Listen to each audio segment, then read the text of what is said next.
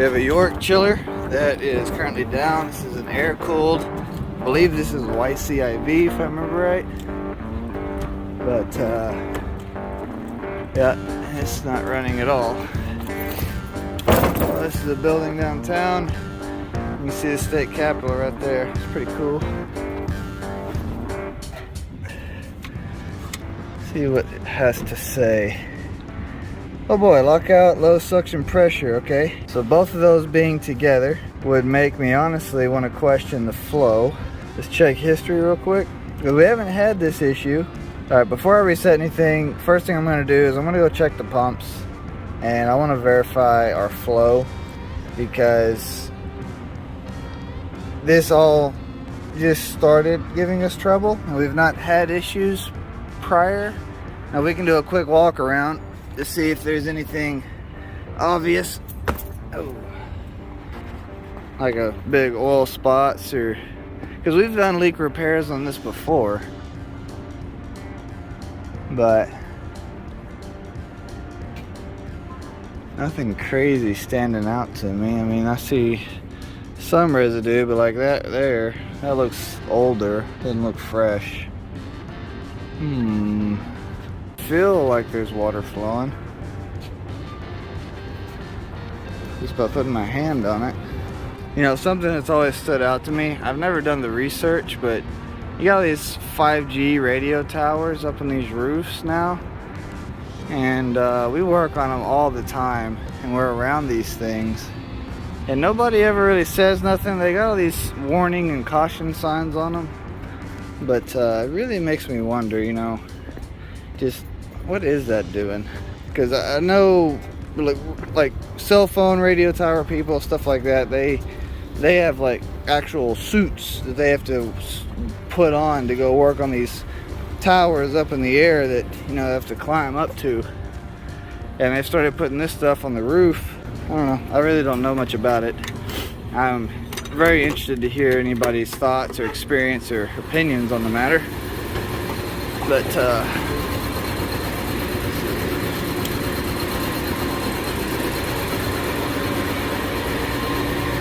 so one set of pumps is hot water, the other set is chill water. Whew. It's running, it's just hot. And there is a bypass in here as well. So we got both chill water pumps running. There's our bypass. Let's see. It shows closed. Both pumps are running. Bypass on the loop shows to be closed. So I mean, there's not a whole lot more. Let's reset these lockouts and get this chiller back online, and then we'll actually see what our suction pressures are doing and just see how dramatic it is. It legitimately went through a 3-cycle trip. So if we had a water issue at some point, it's pretty unusual that they would have tripped that many times.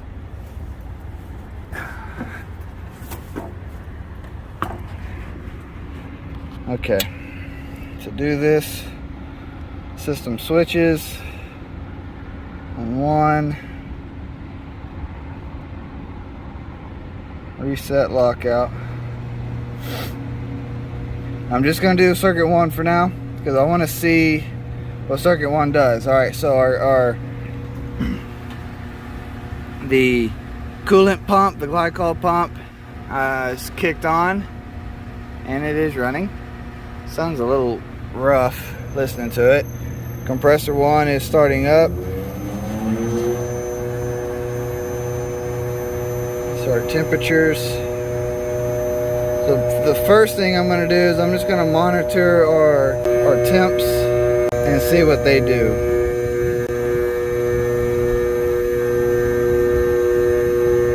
We got 85, and that's right now our chill water is about 85 degrees on the loop.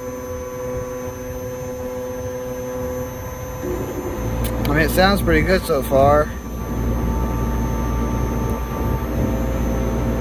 Now something you got to be careful of, in this loop it usually does not run much of a load. Honestly, this is another one of those loops where we struggle putting much load on the chiller to begin with, which is part of the reason why. Okay, so two reasons. One, I want to be able to monitor just one circuit and focus on it to make sure it's doing okay. But two, I don't want it to pull this particular loop down too fast and I not be able to catch whatever is going on. Saturation 63. Super heat 16. Let's go see what our flash tank feed valves at 58, 17%. Drain valves at 37, 17.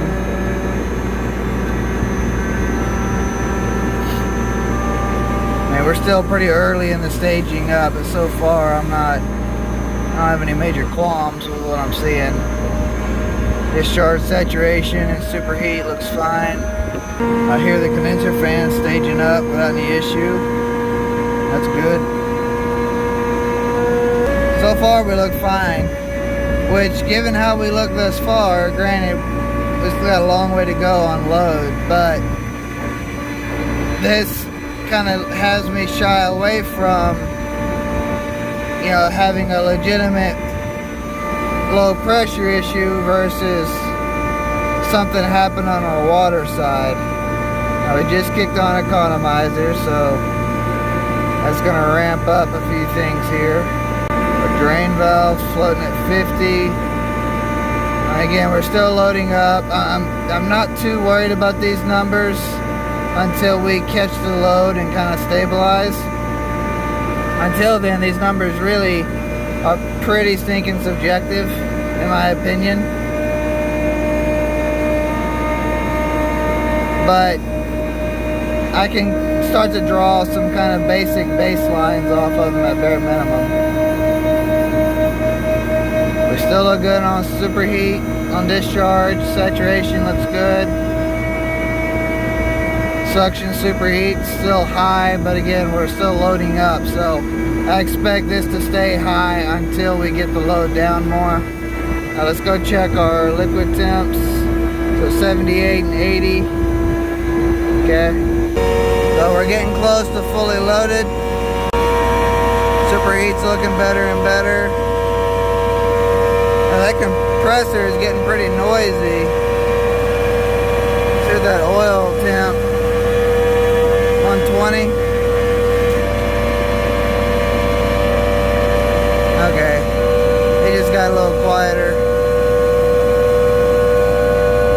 Okay, it was just a harmonic spot. That's what I was hearing. Now that it's ramped up to full speed, it sounds a lot better. We're at 15, pulling down, drain valve at 70. We're at 16 with a 62. 27 at 130, okay. That's a little higher than I care for it to be right now, but we got a massive load, so I'm gonna be a little gracious. Now if I try to bring on circuit 2 right now, it's going to ramp the whole circuit, it's going to ramp circuit 1 completely down. And I don't really want to do that just yet.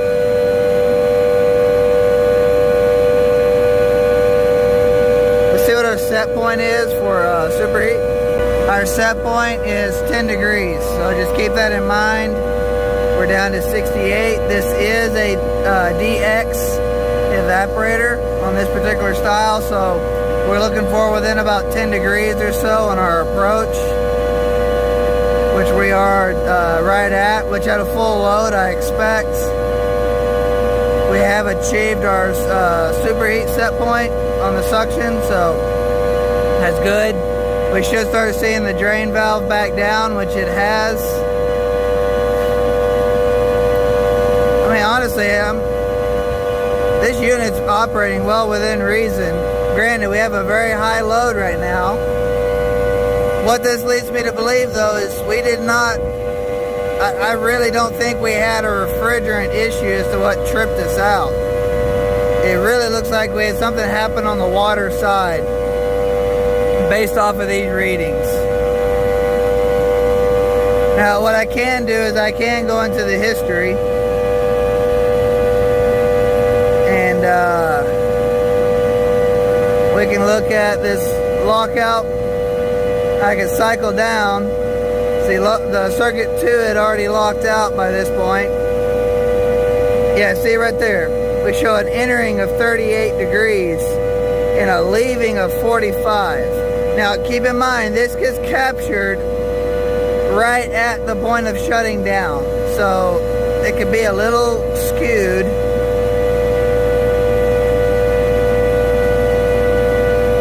So we're at 136 on the hertz, so we were not at full speed.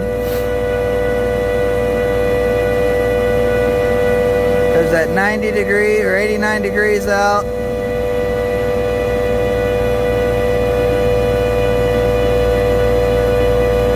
Where we were at superheat, our saturation was super low.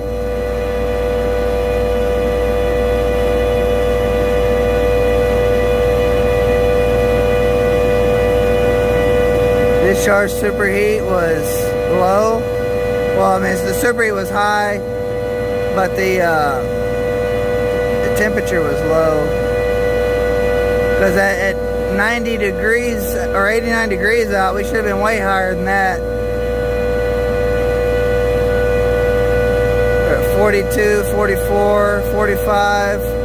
I mean, we weren't like in a low charge state. That's the thing. Okay, so what this leads me to is I'm now questioning, is that leaving even see, we're pretty loaded right now. I should have more than a degree of differential there. I want to check this leaving water sensor, because now I'm wondering, is that sensor gone bad and it's giving us a false reading, and it's allowing the chiller to go way past set point once it pulls down. That's really what it's looking like, because it was showing 38 degrees on our entering water. That tells me that we've failed. Yeah, this is our leaving here. We got a Pete's plug right up top. For all the pipe fitters and installers out there that put these in, I very much appreciate you in so many ways. Okay. So we'll let that settle out. We were showing about 65 last I was at the panel. So at the moment it's looking pretty accurate. What I'm going to do with that from here is I'm going to go look through those same readings on circuit 2 whenever it tripped, and see what circuit 2 said it was doing. If it was doing about the same as circuit 1 when it tripped out, I'm probably going to bring both circuits on, pull the load down, and what I'm wondering is that sensor intermittently beginning to fail, and is it showing it's out of calibration once the temperature gets down close to set point? At the higher temperature we're at now, it may not be showing itself.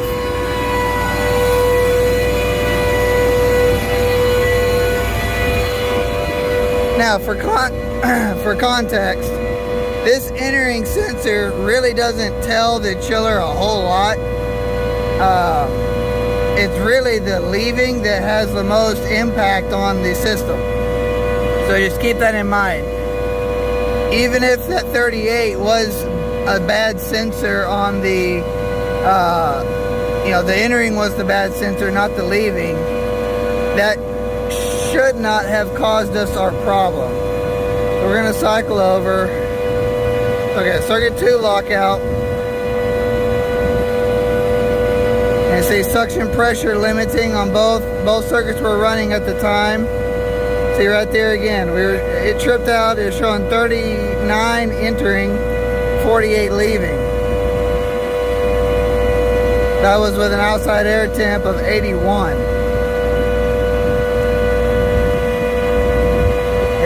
unloaded.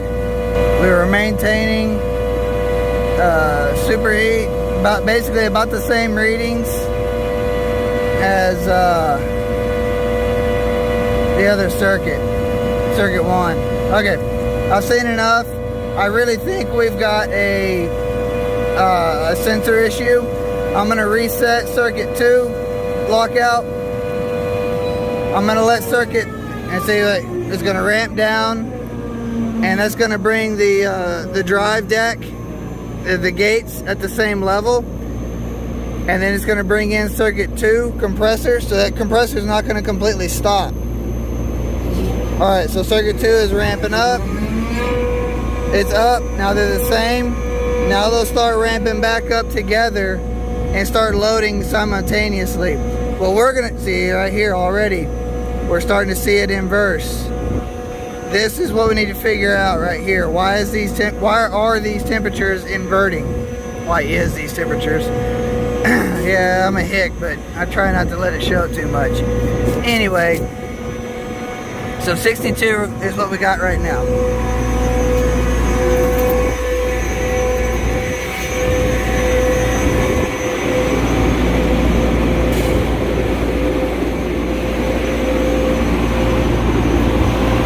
And we show 61. Seeing these are there, but I don't think those work, to be honest.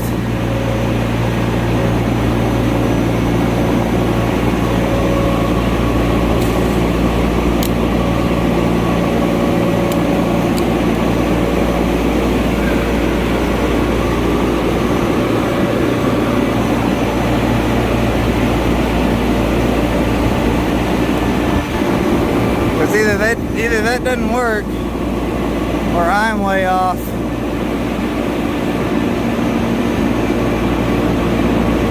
Maybe I didn't have it inserted well enough. Well, let that be a lesson to you. I did not have my probe inserted far enough. It looks like these temp sensors are within reason accurate, enough for the test we're doing at minimum. So we show 56 there. Let's go find out what that other side is reading. That should be our entering over there. Yeah, see, we show 59. We come back here, we're showing 59 entering, that's right, 57.5 on the leaving. So by the time I walk over here, it'll probably be about 57-ish. Yeah, we got 52. Okay, that confirms it. The problem is that leaving water sensor has failed completely. The entering water is doing fine. Leaving water is not. I'm going to go ahead and shut the machine down, and what I'm going to do is I'm going to trade those two sensors out, and by doing that, that'll get an accurate sensor on the leaving. The entering won't matter, it'll be reading high anyway. It's not going to make a difference, and then we can tell the customer we made a temporary repair on site with the sensors. It'll be enough to keep them online, and then we can get the other sensor ordered and get it replaced, you know, once it comes in. Thankfully, these are pretty easy sensors to do. You just plug and play with them. They're no big deal to do. Oh, curl up underneath here. Okay, right there's our bad boy. So this is the good one.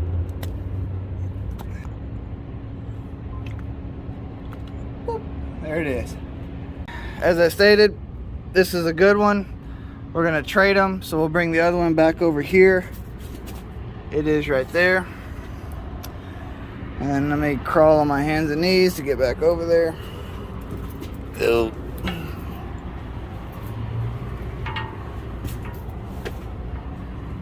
Okay. We are here.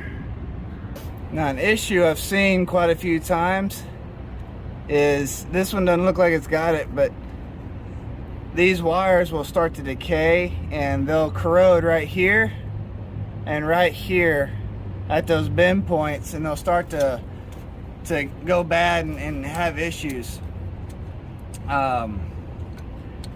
These aren't doing that, thankfully, but I've seen that quite a few times, and we've had to replace these harnesses more than once because of that. So just something to keep in mind and look out for as you're troubleshooting. See, somebody's replaced these before, because this one looks factory. This is the good one. The other one I just took out looks like it's been changed once before. It's been a long time, and these sensors do fail every few years. We'll have them go bad and we'll have to replace them. Normally on our PMs, as long as they're within 2 degrees, we'll call them good, but bam, we're good to go. Hey, before I turn it back on, I'm going to verify these readings and make sure that we're within what we're expecting to be. So that shows 60, 64, which is sounds about right. So we got 61. Yeah, we're within a few tenths of a degree. I need to calibrate my temp probes. Actually, I may just replace them. I've had those for a few minutes now. I was doing some readings earlier today, and it was a little further off than I wanted it to be. Anyway, so basically at this point, we're going to turn it back on. And I'm not even going to worry about watching the circuit pressures, because I've already seen, even when they tripped out, given the history log, they were well within where they should have been at the conditions they were running at. The problem is this unit wasn't reading the leaving water properly. So if we had 38 incoming, that just means we were down probably 30, 32 degrees leaving.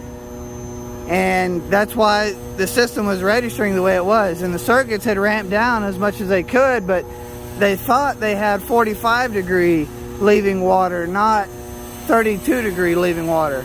And so they were trying to maintain what they thought was set point, when in reality they were dramatically below set point due to that failed sensor. So what this will do is, we may have, 50 degrees coming into the chiller.